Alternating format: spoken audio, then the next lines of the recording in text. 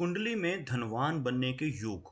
धनेश, जैसे मैंने आपको पहले बताया कि इनके नाम हैं। धनेश यानी सेकंड हाउस, पंचमेश फिफ्थ हाउस लॉर्ड, भागेश नाइन्थ हाउस लॉर्ड और लाभेश 11th हाउस लॉर्ड। यदि जन्म कुंडली में द्वितीय भाव अर्थात धन भाव का स्वामी एकादश भाव यानी 11वें घर में अथवा लाभ भाव का स्वामी धन भाव में स्थित हो, यानी ये इनका आपस में एक्सचेंज हो जाए, दूसरे और 11वें का एक्सचेंज हो जाए, या दूसरे का लॉर्ड 11वें में चला जाए और 11वें का लॉर्ड दूसरे में, दोनों में से एक भी हो, दोनों भाव का स्वामी एक दूसरे भाव से परिवर्तन योग बना लें, इसको परिवर्तन योग भी कहेंगे, तो ये सबसे महाधनी योग बन जाएगा। अगर तो एक है दोनों में से तब तो कुछ मात्रा में धन आएगा, लेकिन अगर इनका आपस में एक्सचेंज हो जाता है, यानी दूसरे का लॉर्ड 11वें में 11वें का लॉर्ड दूसरे में, तो इसको महाधनी योग कहा जाता है। ऐसा व्यक्ति बहुत रिच बनता है।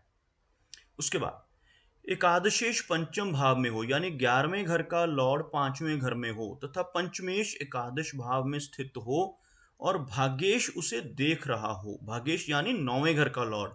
अब ये क्या कहना चाह रहे हैं कि अगर 11वें का लॉर्ड 5वें में और 5वें का लॉर्ड 11वें में चला जाए और 9वें का लॉर्ड यानी भाग्येश उन्हें दृष्टि दे रहा हो, कहीं से भी देख रहा हो, देखने के लिए बृहस्पति होगा तो उसकी 1 5 9 दृष्टियां होंगी, और कोई होगा तो उनकी तो 7वीं दृष्टियां होती हैं, लेकिन बृहस्पति ही खास तौर पर इस तरह से दृष्टि देते हैं 1 5 9।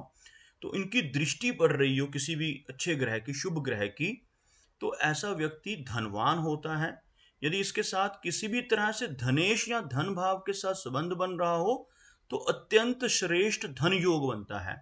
अब इसमें क्या हुआ, 11वां और 5वां घर आपस में जुड़े, 11वें और 5वें भाव के लॉर्ड आपस में एक्सचेंज कर लें, एक दूसरे के घर में बैठे हों, और उस पर 9th हाउस के लॉर्ड का दृष्टि से संबंध बन रहा हो, या दूसरे घर का लॉर्ड भी कहीं से जुड़ जाए इनके अंदर, तो ऐसा व्यक्ति बहुत धनवान होगा।